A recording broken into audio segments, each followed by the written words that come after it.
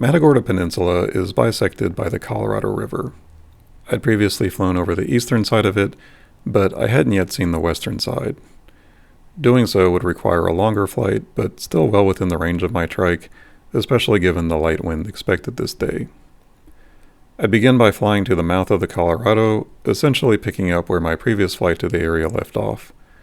I'd then head west over the remainder of the peninsula until reaching Matagorda Island. Turning north to follow the coast of Matagorda Bay, I'd cross the bay at Sand Point and then continued north back to Worden. The flight would be about 130 nautical miles total and take around 3 hours. The flight began with 3 aircraft, myself, a Cessna, and an AgCat, converging on the same taxiway point. The AgCat had reloaded and taken off midfield before I'd even finished my run-up.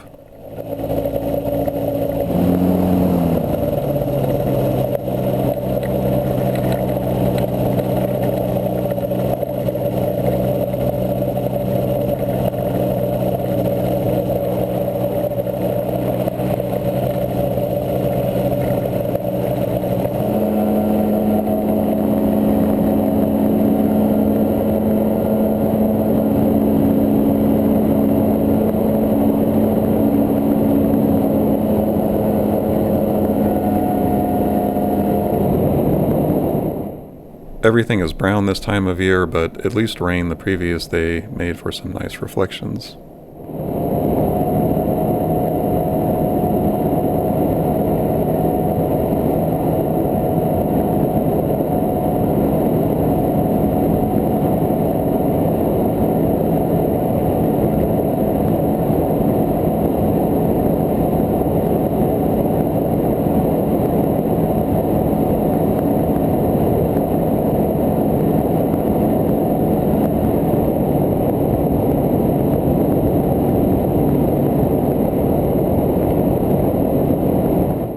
Eventually, I reached the mouth of the Colorado and turned right down the peninsula. In contrast to the eastern side of the peninsula, the west side is not accessible by automobile and can only be reached by boat or plane. That doesn't stop people from setting up residences here, however, or in this case, a private airstrip. The runway appears on this sectional as unverified. From some digging, I found it's called Matagorda Peninsula Airport, but I couldn't find much else about it.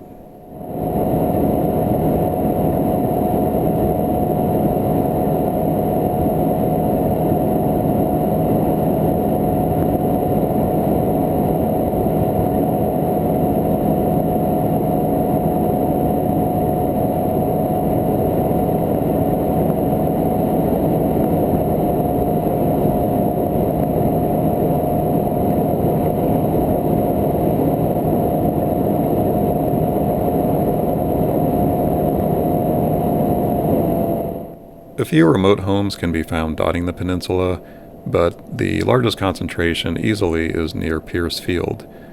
Originally Matagorda Peninsula Army Airfield, it was constructed as a training airfield during World War II and was quite active with 5 runways.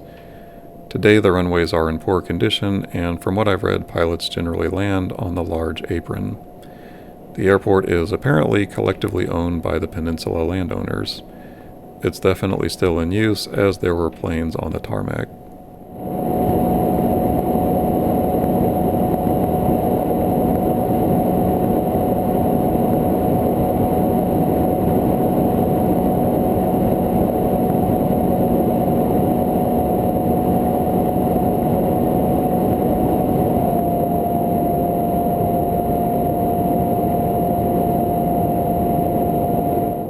This is where the peninsula ends, with Matagorda Island on the other side of this pass.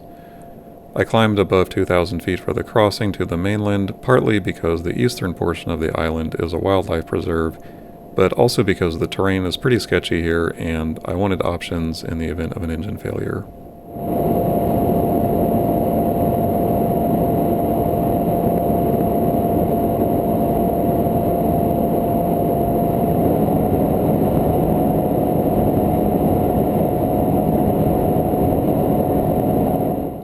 The town over here is Port O'Connor.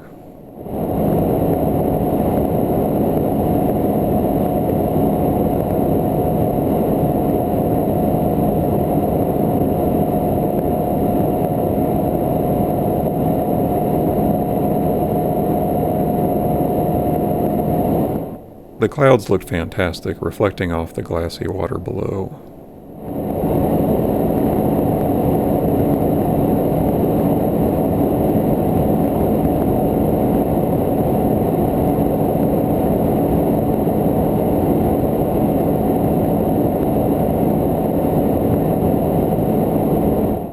Time for the bay crossing. The distance was similar to my earlier crossing over Lavaca Bay, but I didn't have the psychological safety net of a bridge beneath me this time. I don't know if I'll ever get over the apprehension that comes with flying over water, but I had plenty of altitude to make the crossing in the event of an engine failure.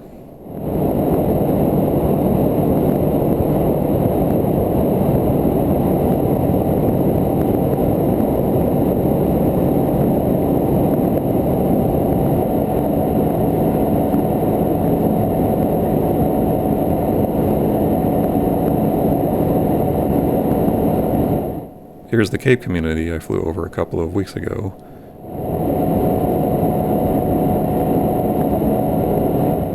I had to stop over this hatchery to appreciate the clouds reflecting off the mirror-like surface.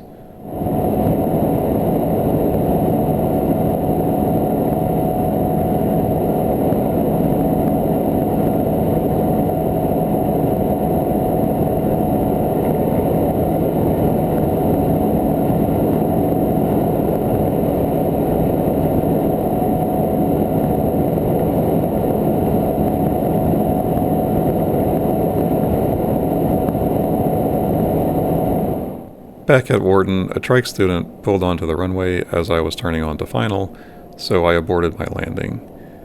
It wasn't a big deal as I was watching him the whole time. He announced his intentions, but I was having trouble hearing his radio and assumed he was holding for me. Had I heard him, I might have been able to extend my approach and land behind him. In any event, I went around and landed without issue.